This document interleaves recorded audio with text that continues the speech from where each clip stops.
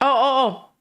Shunsui. That's a video essay on Shunsui from Bleach, and he's one of my favorite captains. He's like the laid back guy with the straw hat and that flowery kimono thing. The pink flowery coat. I love it. I think somebody in the chat was saying that's their favorite character too. Yeah, he's super cool. This week I will be analysing Shunsui Kyoraku, a character that has been highly requested to analyse by all of you. The laid-back captain does not take things too love his relationship with his like co-captain. She's very hot.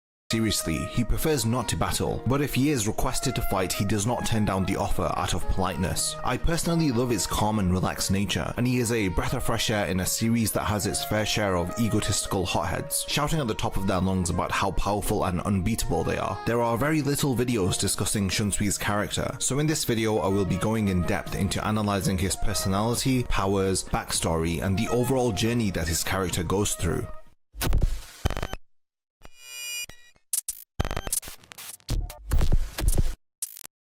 Shunsui first appears in chapter 81 and in episode 24 of the anime. The tall, grey-eyed, brown-haired Shinigami is the captain of the 8th squad. He notably wears a pink flowered kimono along with his signature straw hat. He is one of the strongest captains amongst his peers, but he does not let this get to his head, not allowing himself to become egotistical just because of his strength. Shunsui shows integrity through the principles. Yeah, I really liked his fight with Stark. It was cool. They both didn't want to fight each other. I'm sad that he had to defeat Stark. I feel like that guy had a good reason for fighting, and he could have become an ally later on.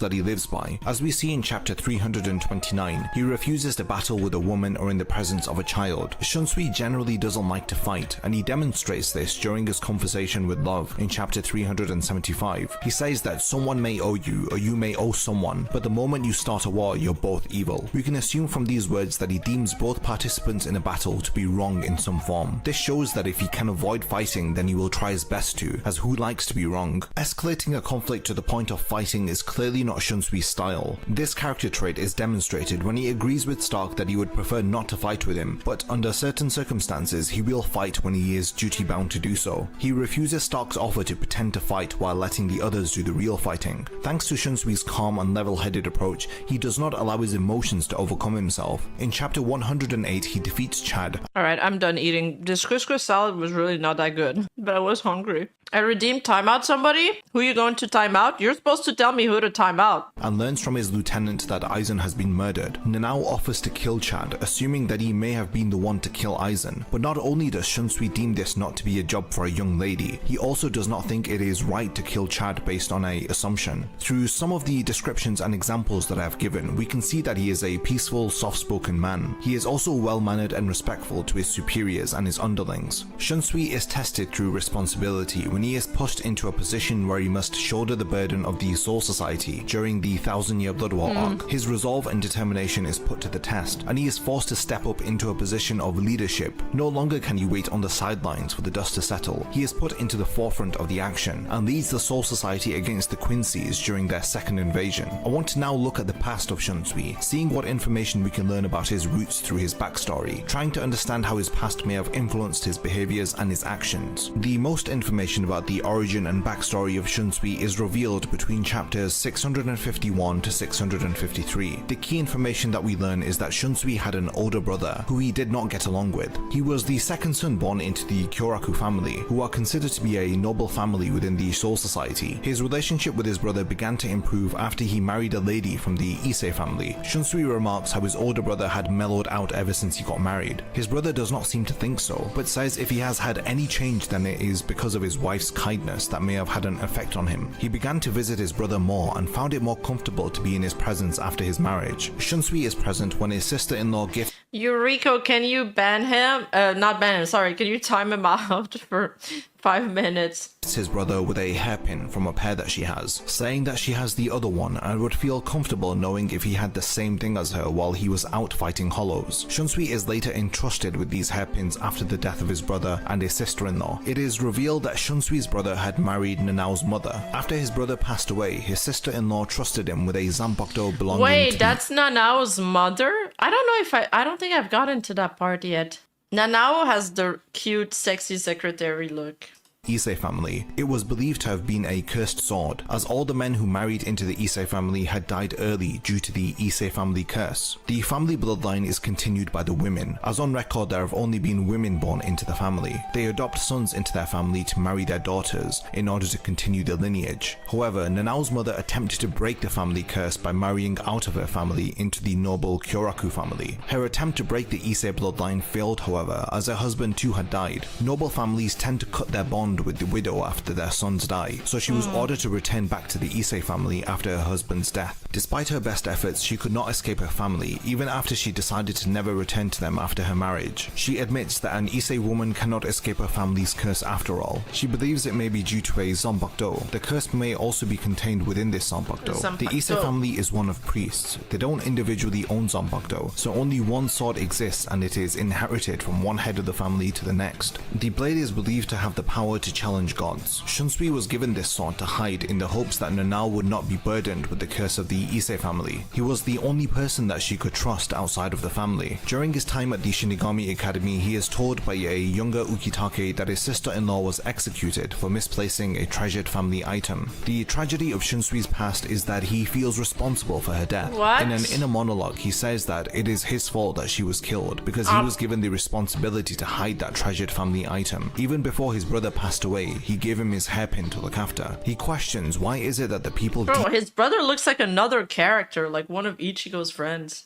dear to him pass away and entrust to him their most treasured possessions. He wonders if they are aware that he is not comfortable with shouldering responsibilities. I feel a lot of sympathy for Shunsui. He does not complain or question being given additional responsibility, but rather he accepts it in order to ease the worries of others. He is a good man and demonstrates he is more than just a laid-back, lazy captain here. Despite trying to live an easygoing life, he is pushed into situations where he is burdened with the worries and problems of others. We see this firsthand during the Thousand Year Blood War arc, and I will cover this later on in the video. In chapter Well, that's the thing, is that he's like, the characters in the show, when they're strong, they get more burden put on them, but they kind of gotta step up because they got no choice. 155, when Shunsui and Ukitake are confronted by head captain Yamamoto, he describes the two of them during their younger years as being in a class of their own. He says that Shunsui may have had a weakness of chasing girls, but he was wise and ahead of I love that. his time for his age, describing him as being very thoughtful during his formative years. He further comments on Ukitake and Shunsui's skill in battle, saying that the two of them were unmatched and incredibly gifted Shinigami. They were the first Shinigami to graduate and become captains from the Shinigami Academy that head captain Yamamoto had founded. They reached this level through spending endless hours training and honing their skills. Fueled by ambitious attitudes, they were able to make the head captain proud of them, as if they were his own sons. During his time at the Shinigami Academy, he befriended Ukitake. Their friendship results in the team-up of two of the strongest captains in the Gotai 13, facing off against their mentor, head captain Yamamoto, during the Soul Society arc. Now that I have covered what we know of his past to the best of my ability, and we can see what kind of character Shunsui is and how his personality was formed, I feel now it is time to look at specific events during the series which develop and grow his character, and challenge him to take up responsibility. In one of Shunsui's early appearances in chapter 106, he appears before Chad comically with his lieutenant dropping flower petals above him to ensure he makes a memorable first impression. We see he is light-hearted and enjoys a laugh even with his opponents. Chad determines that Shunsui does not seem like a bad guy and would prefer not to fight with him. The two of them share the desire not to fight, but their duty prevents either of them from stepping down, as Shunsui says he cannot let him past, and requests for him to retreat in order to prevent their encounter from escalating further, but Chad refuses. It's like, they'd rather not fight, but their resolve makes it so they have to be opponents, so they gotta move forward, because he's not willing to turn back, and he's not willing to not defend Soul Society, so they gotta fight. This perfectly demonstrates how he battles as a final resort, and genuinely means it when he says that he does not want to fight, staying consistent with his laid-back attitude. Even after Chad refuses to back down, Shunsui gives him a second chance to take a seat with him over some sake, stating that it won't be too long before his comrades are subdued by the other captains. Shunsui once again would rather the others worked hard while he barely has to lift a finger, trying to persuade his opponent to give up in order to sit and drink with him while his friends are battling. Chad refuses his peace offerings and requests that he moves out of the way before he makes him move. Chad makes the first move and attacks, which leaves Shunsui unscathed. We get a glimpse of how outmatched Chad is here, as Shunsui is not taking his opponent seriously at all. Chad even understands through his shocked expression. He realizes that his attack was taken head on and deflected with one hand by the captain. All of his subsequent attacks miss his target. From Shunsui's facial expressions here, when you first meet the captain, the Gote Captain 13, they're just so strong compared to like Ichigo and his friends. That is kind of crazy that in the 1,000-year blood war, they're like specks. They're not strong at all. They're not strong at all compared to the enemy.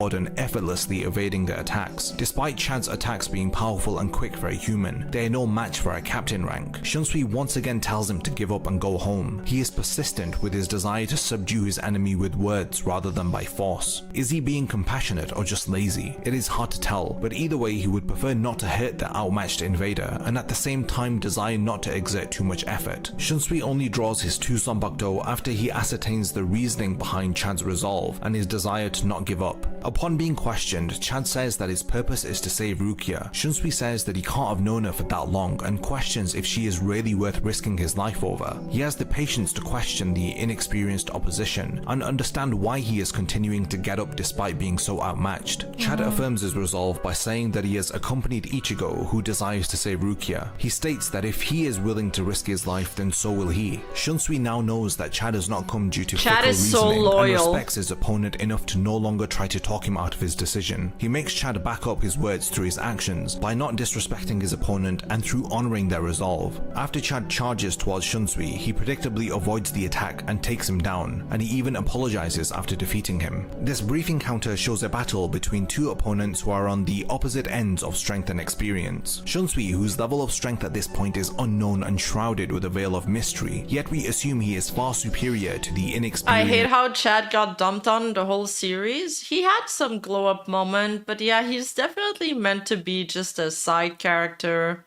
And he's, he's a human, so, Ichigo gets the power of the Shinigami, then what is it called? The Hollows, and then the Quincy's, and obviously Chad doesn't have any of that. But he's still a Giga Chad.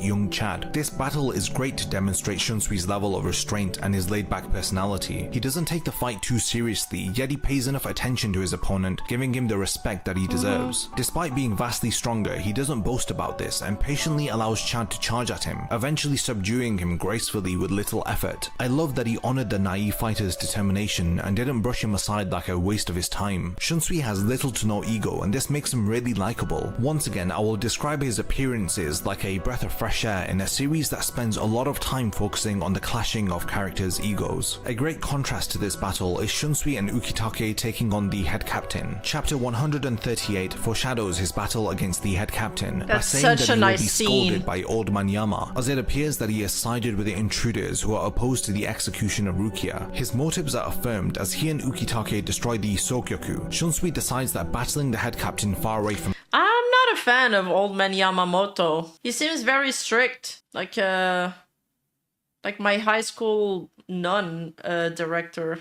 principal. That's how you guys say it in English. And he got shit on by Hiwak, so he wasn't that strong, I guess. I think his backstory was cooler. Yeah, he's a stubborn boomer. from the others is the best decision, as he does not want anyone to be hurt through their exchange, expecting that their encounter will be incredibly destructive. Their father figure who taught them and felt pride at their every success feels betrayed by the actions of Ukitake and Shunsui. This entire encounter is symbolic of the clashing ideals of the old and new generation. The strict conservative head captain against the liberal captains who are against the wrongful execution of their underling. In his battle against Chad, he was up against a newcomer. However, this is the polar opposite scenario. We see Shunsui up against the most experienced Shinigami. Both situations help to shine a light on his character, revealing how he respects the weak and does not underestimate the strong. At the beginning of chapter 155, we see Shunsui characteristically smiling as he always does. I don't remember how that fight ended, or were they interrupted by another event? I feel like they were probably interrupted.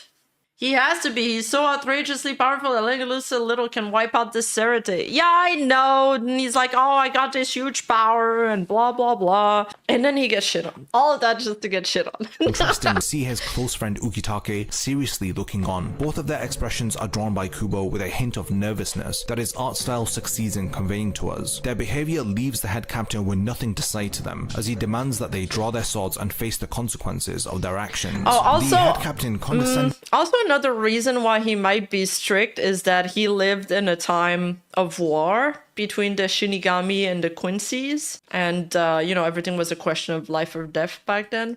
Questions why they think that they can battle against him without releasing their Zanpakuto. Shunsui smiles, asking if there is really no other way to resolve their disagreement. Once again, he lazily tries to resolve the conflict with words, but the old and stubborn head captain refuses to listen to any of it. Shunsui justifies his support for Ichigo and the others by saying that it was the head captain who taught him to always fight for justice, as he believes that saving Rukia was the right thing to do and is worthwhile to fight for. The head captain demonstrates his conviction to the rules and orders of the Soul Society by activating his Zanpakuto's Shikai release, which visibly leaves Shunsui and Ukitake stunned. In chapter 156, we see Shunsui activate his alongside Ukitake. We learn that the two friends are the only known wielders of two-bladed Zanpakuto. Before they clash with the head captain, they both share the same somber, serious expression, as Kubo only shows us one clash which leads to a large explosion during their brief battle. In chapter 172, we cut back to their battle as it is revealed that Aizen is a traitor. We are shown Ukitake and Shunsui's faces with blood running down them, and clearly looking like they have exerted a lot of power during their short battle. Shunsui characteristically advises that they shouldn't be fighting after all, considering what they have just learned. Oh, they do get interrupted. He tried to talk his way out of the battle, but stopped after one attempt. However, against Chad, he tried several times to stop their fight. He only agreed when he respected and wanted Chad to follow through with his resolve. He respects the head captain enough to not test his patience more than once. After all, in this encounter, he knows that he is the one who is disadvantaged against his old mentor. So far, we have studied how Shunsui reacts when he faces off against a strong opponent and a weak opponent. How does he react when he battles against someone who is similar to himself? Shunsui faces off against Stark in chapter 329. That was such a good fight. It is established from the beginning that the two of them are very alike,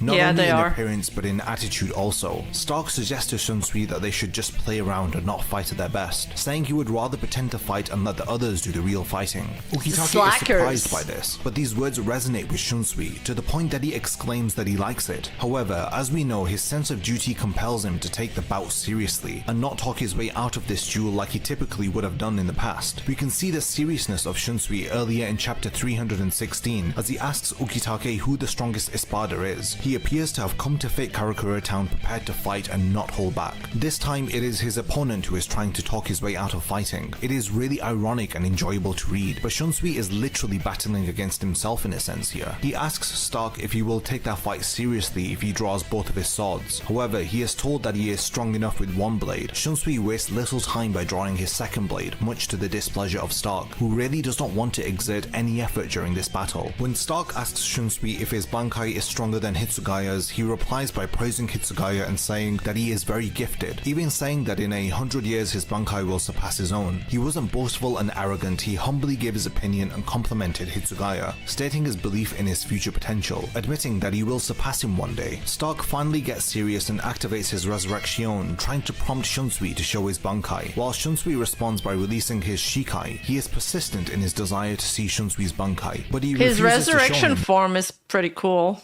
Well, the boots with the fur are a little too much. It's like that song, Boot with the Fur. You know, that 2000 song? Since he is just using Seros, Apple bottom which he can deal jeans with without the use of his Bankai. When Ukitake intervenes, he says that he helped as it doesn't look like Shunsui was going to activate his Bankai, but he admits he was going to. But then Ukitake talks him out of it and tells him that he shouldn't use it in a place where everyone can see it. This just makes you wonder how powerful his Bankai truly is, especially since it was teased so much during this entire battle. During this fight, Shunsui uses dirty tactics while trying to kill his opponent, like trying— I don't remember that he doesn't even activate his Bankai. Really? Wait, so how does Stark lose the fight again? Does Aizen just kill him? Feels old man? Same, dude. Got a whole club looking at Stark.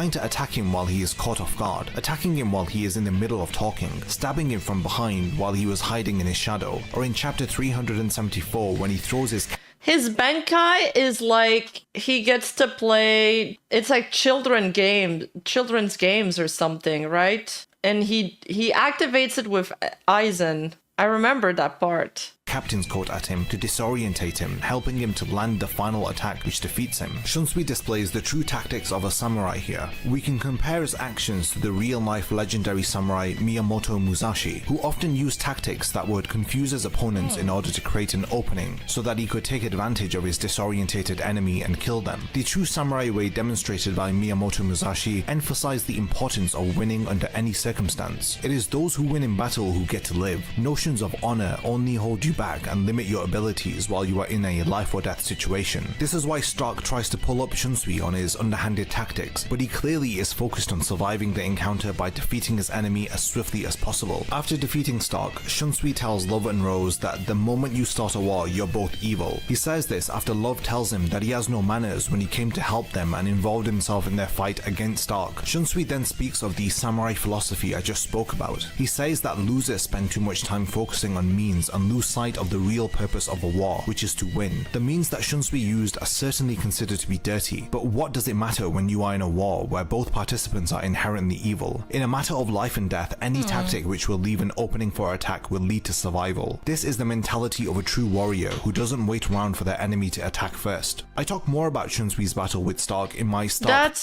I should watch that video. There's a Stark character analysis. He's kind of like the Kindred of Bleach. This mentality of the means justify the end, that's very Machiavelli. In his book, The Prince, he does talk about his principle. And he says that basically if you want to be a prince, you do not have the choice of being honorable and principled. You kind of got to leave these things at the door. And it's funny now that I'm reading something on Thomas Cromwell's biography, they mentioned that book. And they say, he mentions that book and he says, yeah, it's a very famous book, but it also taught us nothing that we didn't already know. It's a principle that's as old as time. Character analysis, so check that out if you want to know more about their encounter from Stark's perspective. So far we have seen Shunsui battle as a captain with little to no responsibility, but how does he change his approach to battle once he has the burden? Musashi wrote The Five Rings. I haven't read that book. I don't know much about Musashi. Maybe I should check him out. He seems like an interesting character. Of the Soul Society on his shoulders. Shunsui is one of the characters who has the most development and growth during the 1000-Year Blood War arc. I mentioned earlier that Shunsui was forced to step up during this arc and take up the leadership of the Gotai 13. I want to now go into his growth during this arc and see how he deals with the threat of the Quincy's. Shunsui is one of the first captains. I feel like he's done nothing so far. I'm gonna start ranting again. I'm gonna get triggered. Machiavelli talks about being ruthless but also being merciful depending on... Yeah, exactly. If you watch Game of Thrones, you can see that some of his characters are based on... He takes a lot of inspiration from that book. He's spoken about it in other interviews. And you can see that some of his characters, like Daemon Targaryen, take inspiration from Machiavelli a lot. Which is why I knew Daemon would cut that guy's head off before he even do it. I knew what his choice would be. It was so obvious. Now I'm just looking down while talking because my eyes are starting to hurt.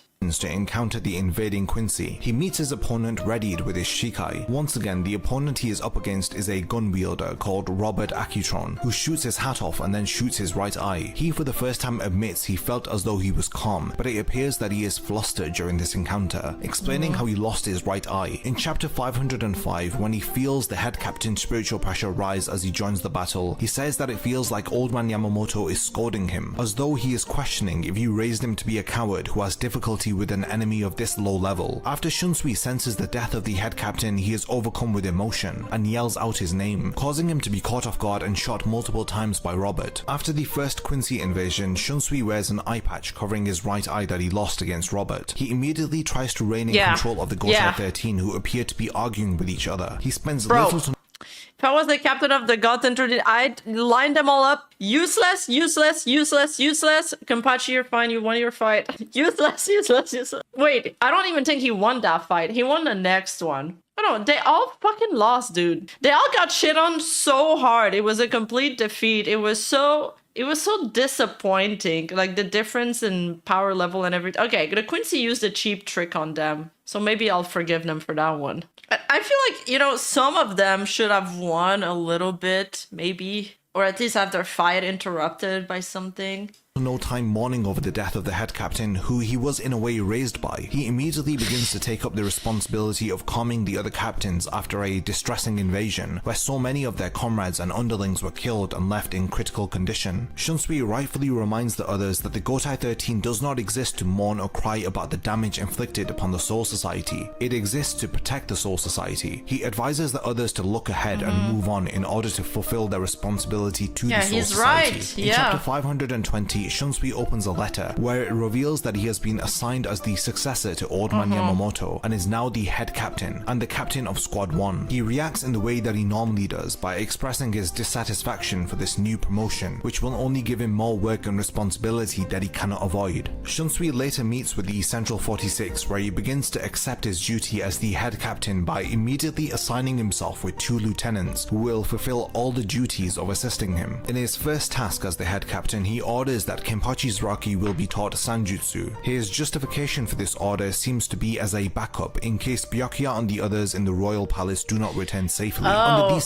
So he's the one that will teach Kenpachi the art of killing? I thought it was the woman. Wait, where is Kenpachi in the fight that I'm watching right now? Like in the anime right now? I don't know if anybody here is following it. Where the fuck is Kenpachi? Circumstances, We Shunsui need believes him! that unleashing Kenpachi's full potential is critical. He cannot be left the way that he is. The Central 46 object to this order, believing that if Kenpachi is allowed to get any stronger, then they will Oh, he gave the order to have Kenpachi taught. Yeah. Sucks that the other captain had to die for it. She was kind of our healer. Who's gonna be the support now? Like, ugh.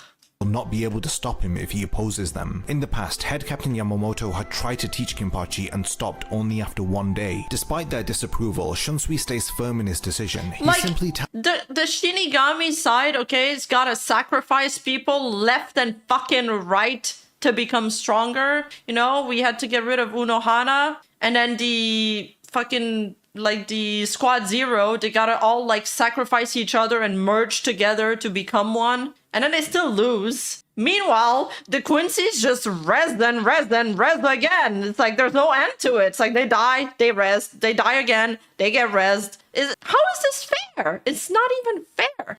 tells them if they were to be invaded once more by the Quincy, It's then so the Soul dumb. Society would not be able to withstand the attack. It is not the Central 46 who will be able to protect the Soul Society, it is the Gotai 13. So Shunsui deems it necessary to make this risky and rash decision for the sake of their survival. I he know. appoints Unohana. I know she's supposed to die too. I did like the flashbacks into his... I love the flashback into his backstory and how he meets the little pink-haired girl. I love this trope, by the way, of like the really strong assassin type, but he's protective of like a little child. It's very cute. I also like that trope in Inuyasha. He had like an older demon brother, and he's also very protective, like of a little girl. To oversee And Kenpachi's Leon, training, yes, as he reveals Leon. her to be the first Iconic Kenpachi. movie. The weight of this decision is immense for Shunsui. He is aware of the cost of having Kenpachi train with Unohana, knowing that one of them would die as a result of them crossing their blades. In chapter 523, we see his somber expression as he is sat alone contemplating the outcome of his first order as the head captain. In chapter 545, Shunsui appears in the world of the living to speak to Ichigo's friend Sesshomaru, yeah, Sesshomaru. Sesshomaru has beautiful long silver hair. He's beautiful. Yeah, he was cool. It gives him a softer side. It kind of makes him more likable, more human. And the little pink-haired girl that follows Kenpachi around is also extremely strong. Wasn't Aizen a captain? So technically they do have one guy who doesn't get job. True! But Aizen is like in prison during that time. Although he releases Aizen in the episode I'm at. But we haven't seen Aizen fight yet. I was waiting for that. I think that's exciting. That's one of the most exciting things about the new season. I wonder what he's gonna do. friends, something Head Captain Yamamoto would not have done himself. His purpose for speaking to them is regarding a farewell to Ichigo. When Keigo puts the blame on the Soul Society for mixing Ichigo up in their affairs, Shunsui humbly admits he is right. They once again must rely on his powers to protect the Soul Society. The concern is that the new powers that he may acquire in the Royal Palace may affect the world of the living if he were to return to it. If that is the case, Shunsui bluntly tells them that they cannot allow Ichigo to return to the world of the living. However, the possibility of this occurring is 1 in 10,000. The growth of Shunsui's character is so evident here. Something with such low odds of occurring causes him to feel compelled to inform Ichigo's friends. He says that it would be wrong to keep his friends. Wait, does the sequel made Sesshomaru into a total groomer? No, stop. Don't destroy my image of Sesshomaru. Don't. I don't want to know about the sequels, okay? I stopped where I stopped. In the dark about this, even if the chances are low, stating that by telling them he is doing right by Ichigo and honoring his efforts. He has no obligation to do anything for Ichigo's friends, but he gives them soul tickets to come and visit Ichigo in the Soul Society whenever they like. He reassures them and does what any great leader would do and gives them hope by saying that they will see Ichigo again. He promises that he gets a child with a little girl. Well, he's a 1,000-year-old demon. There was going to be an insane age gap with whoever he hooked up with, okay? Would come back after his training to spend some time in the world of the living before the you know, what's another 100 years at this point? Second battle with the Quincy's. His actions on orders so early in his time as the head captain prove how well he has adapted to his new role. Yeah, comic logic, am I right?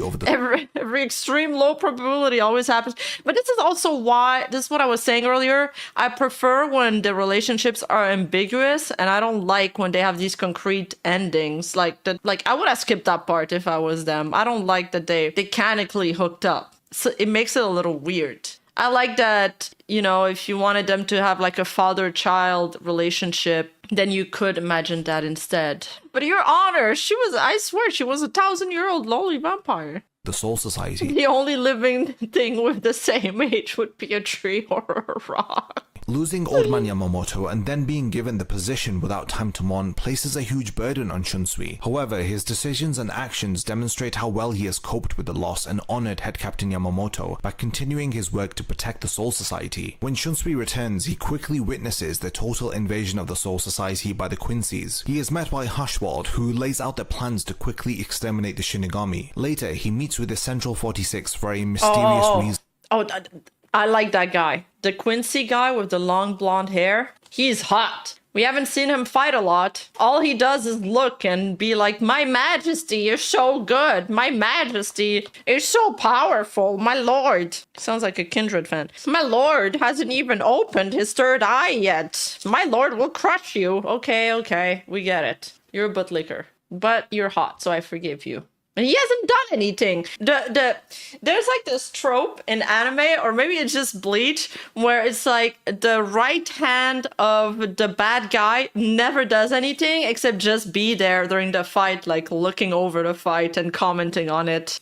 We learn in chapter 616, Shunsui visits Aizen in the underground prison. He has a set of keys and is allowed to undo 3 of the several seals placed on Aizen. He uses one to undo the seal placed on Aizen's mouth, but shockingly he removes the other seals and walks towards Shunsui.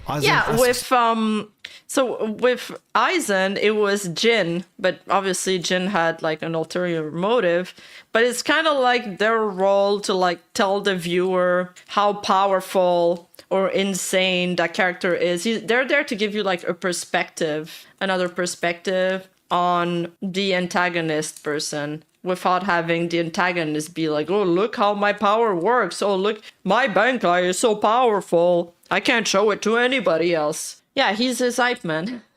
He can use, to which he immediately uses them to free Aizen's ankles and his left eye. This moment is significant as it shows the extent that this new head captain is willing to go to in order to defeat the Quincy threat. He does not hesitate to undo the 3 seals that are placed on Aizen. He did however take a precaution, or was forced to before entering Muken to free Aizen. He hid the key to the prison within his heart, so if Aizen kills him, then the gates to Muken would be permanently closed. This was the condition that the Central 46 imposed onto Shunsui to allow him to recruit Aizen Aizen to battle alongside them. He persuasively tries to convince Aizen by asking him wouldn't he want to breathe the air up in the Soul Society. He is not even asking him to help the Soul Society because he knows that Aizen shares this similar interest in not wanting you watch to rule over all of reality. There is a relaxing air about the way that Shunsui is persuading Aizen. From his several appearances, we know that he is not confrontational and prefers not to escalate matters. He takes the necessary precautions and persuades Aizen through teasing him with thoughts of breathing fresher air or being under the light of the sky. Despite their history, they share a common enemy at the moment. He asks for his help not for the sake of the Soul Society, but rather for the sake of Aizen's own ideals. He must agree that you watch taking over reality is not what he would desire, even if his own plans to rule over the Soul King had failed. When Aizen reaches the surface, he is met with shock and anger from the other Shinigami, who immediately ask who would lift his sentence. Spoilers!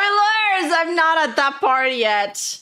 Should I keep watching? What would I say about that part? I like the part where there's like this random dude that's like, let me bind him once more. And he tries to touch Aizen and his hand just disintegrate. And then they're like, fool. My spiritual pressure is too strong. Our difference in power is too strong. Looking at me will turn you into dust. Is there a lot more? Is the whole thing gonna spoil me? Maybe I shouldn't have watched that. Shunsui steps up and takes full responsibility for recruiting Aizen, stating that they need his powers. Renji, Rukia, Shuhei, and several other Shinigami all disagree with this decision, asking Shunsui if he has lost his mind, and how he could be okay with this. The wounds that Aizen left are still very fresh, and his actions are understandably irredeemable to the others. The new head captain distinguishes himself from Old Man Yamamoto, who relied heavily on principles, by saying that their principles... Because of him, my favorite character, Jin, is dead, so that is actually unforgivable. May not allow them to accept Aizen being there, but the Soul Society will not be protected by principles alone. Shunsui says that he does not consider it to be evil if he uses one evil to defeat another. His expression is stern and unmoving, not doubting the decision that he has made. The thing is, there's no guarantee that Aizen won't try to fight them after. But then, Ichigo has already defeated him once, so maybe he can do it again. Except actually, he's defeated him with the final Getsuga Tenshu, and we don't know if we can use it again, so I don't know actually. Later, he is approached by Byakuya, who tells him that freeing Aizen is an insult to them. Nobody speaks up to...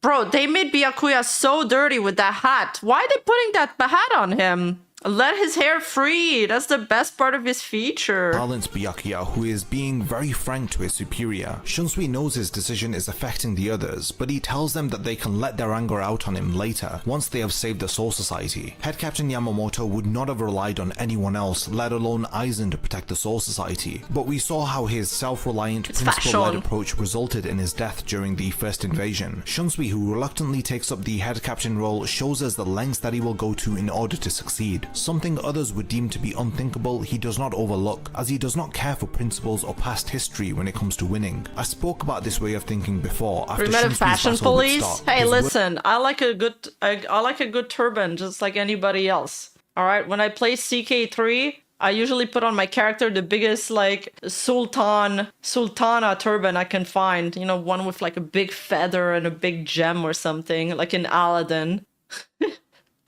But this one ain't it, dude. This one's mid. Words to Love and Rose echo this ideology. The moment that you start a war, you're both evil. He adds to this when he tells the other Shinigami that he does not think evil defeating evil is wrong. In the past, nobody would challenge Head Captain Yamamoto the way that Shunsui was challenged for his decision here. This is because Old Man Yamamoto would not have done any of the things that Shunsui has decided since becoming the head captain. No, because Old Man Yamamoto will beat you up. He's scary. Hachi learned Shikai in Bankai, going to the world of the living to comfort Ichigo's friends and family, deciding to ask for Aizen's help. Nice. All of these things he does after careful consideration, which is commendable as the threat of the impending invasion and the current state of the Soul Society don't stop him from calmly making decisions. He is clearly a new head captain for a new era of the Soul Society. However, for this new era to be brought about, they must first win against the Quincy. Shunsui, who has demonstrated he follows the samurai way, knows all too well about the lengths one may stoop to to in order to ensure victory and thus survival. Who cares if you stab someone from behind or kill your opponent while they are traveling to your agreed place of battle? This is the philosophy of the legendary samurai Miyamoto Musashi, who I am reminded of when I see Shunsui serious and determined to take down the enemy. In chapter 623, Shunsui agrees to Bazby assisting them. He wants to kill Yuwatch for abandoning them. This is once again another decision that Shunsui makes which the prior head captain would not have entertained. Shunsui later battles the stern-ritter Lil Barrow, the third gun wielder that he goes up against in the series. Where's He confidently states that he Grimjaw? is the captain of the Gotai 13 during their battle. Bro, where are the Iron Cars? I hope they bring them back. The Iron Cars became friends. They should bring them back, right? They even hinted at them. Like Urahara was there in Huecomondo.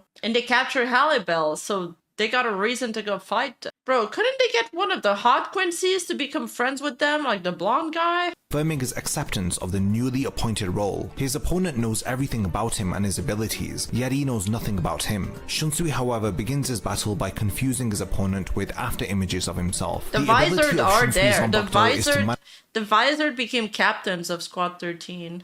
manifest children's games into reality. He praises his own abilities, describing them to be scary as you do not know when a game is about to begin, giving his powers an air of unpredictability. When Nanao reaches the others to inform them that Shunsui is battling the enemy, they want to go and help him, but Shinji likens Shunsui to Old Man Yamamoto by saying that if he was still alive and had to stay behind to fight, then he would want the others to go on without him, because to give your life for your underlings is the duty of the head captain. These are incredibly powerful words as we cut back to Shunsui smiling as usual while facing off against the stern-ritter Lil. Thankfully, he uses his abilities to attack from the shadows and pierces his opponent through the chest, but the stern-ritter's abilities save him, as it is revealed that Shunsui's opponent was the last Quincy that Yuwatch gave powers to. He is considered to be a masterpiece, the best amongst the stern-ritters. This is a great callback to Shunsui's prior encounter with the best Espada, Stark. When Lil activates his holy form, Shunsui is frozen in place and shot multiple times. He retreats and is chased down, but once he knows that the other Shinigami have gone on further than him, he finally activates. Seriously, the captain of Goten 13 is gonna fucking lose this fight? No, ain't no way. I'm gonna rage, guys. I'm gonna rage.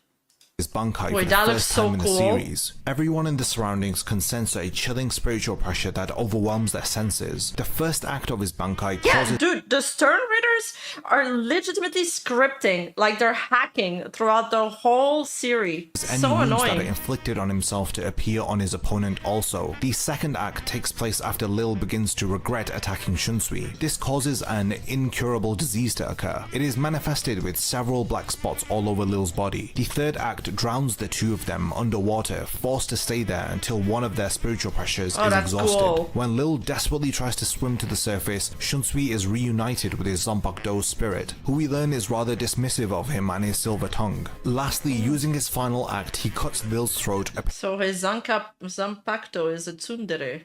Appearing to have killed him. Shunsui returns to speak to his Zanbakuto, but surprisingly his body is pierced through by a blast from Lil, who refuses to allow a Shinigami's Bankai to kill him. After seeking refuge, his Zanbakuto spirit advises him to run away, requesting for him to rest while she carries him away, stating that nobody would fault him for running away. Wait, his Zanpakuto is hot? After he fought as hard as he did. He closes his eyes and then is awakened by his lieutenant Nanao, who reveals that she is aware that her Zanbakuto is being hidden by Shunsui, as he is still keeping his promise to her mother to this day. He then returns her Zanbakuto to her with little argument. Nanao accepts that she will have to live with her family curse, but she is okay with it being this way. Together they defeat the Stern-ritter as Shunsui reassures Nanao, giving her the resolve to defeat Lil with her family's holy sword, which was made to defeat gods. Thus, after this fight, he is freed from the burden of hiding the Issei family blade and keeping his word to Nanao's mother. This battle shows us how he was willing to give his life as the head captain, as well as some flaws in his character when he does not object to his Zanbakuto telling him to run away. It is nice to see that he has not totally reformed and still has his old laid-back nature within himself, as this gives him still some room to grow. It would be strange to see Shunsui needlessly giving his final breath on the battlefield, as he is the type of character to give it his all, and if it does not work, then he'll hold his hands up and admit that he did all he could do. During this arc, arc, Shunsui made very unpredictable decisions, but ultimately he did what had to be done to prevent a repeat of the first invasion. I said this before, he remained calm through each pivotal moment of this. How is this the masterpiece of the Quincy and not the blonde guy that was supposed to be Hiwok's right hand? So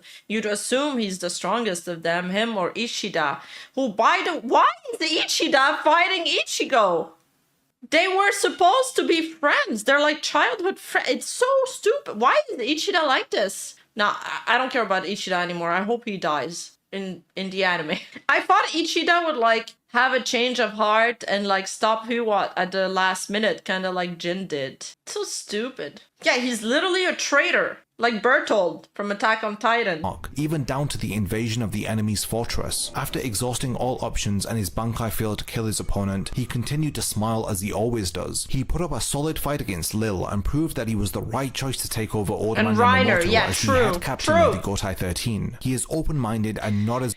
Rival's gotta be rival? Yeah, but it's not the same kind of rivalry like Sasuke and Naruto. I don't know. Just keep on watching Rima. Like, I know that it has to be finally Ichida will shoot an arrow at Hiwa like at the last minute, but it was also surprising to see Ichida defeat the like Squad Zero puppet woman with the hot voice. She has a really hot mommy voice, by the way. And she's like supposed to be the amalgamation of all the Squad Zero together, like power put together. And then she gets defeated by Ichida, who literally just started being a somebody this arc. Like 3 chapters ago, he started being strong. He was never strong before that. He was legit a nobody. Ichigo made him. He made him, okay? And now he's like, no, I'll show you my resolve, bitch. And then he won't stand away. And he's trying to fight his friends and shit. And they did so much more for him than Hiwa ever did. And plus, it's gonna destroy the world. I don't get it. Even if the Quincy's win there, if the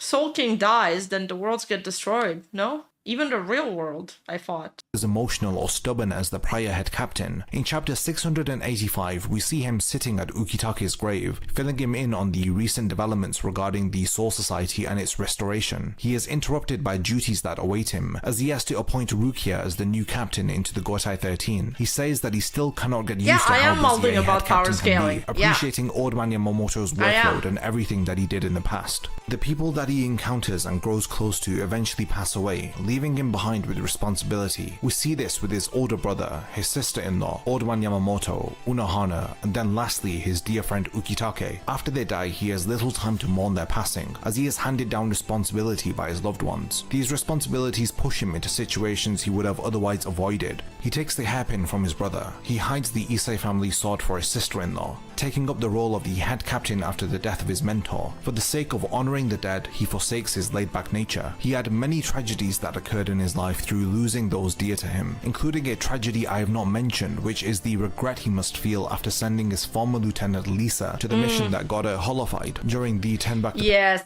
oh my god, and this arc where it's the flashback with Shinji and his crew when Shinji was captain, and this girl that looks like Nanao but it's not Nanao, and they get holified.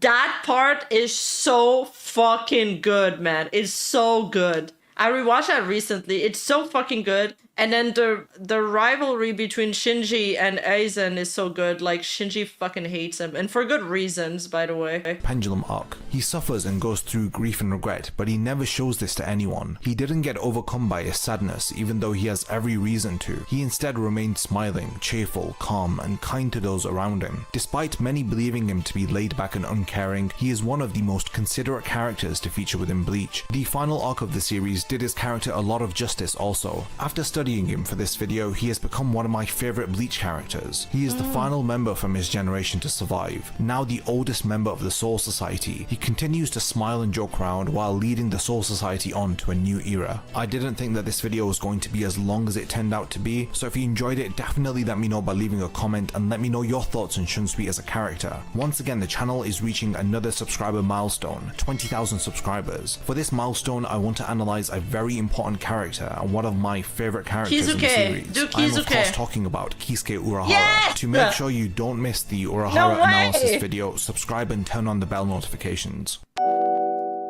No way! He's actually gonna do a video on Kisuke. Yo, That was really good. That was really well made.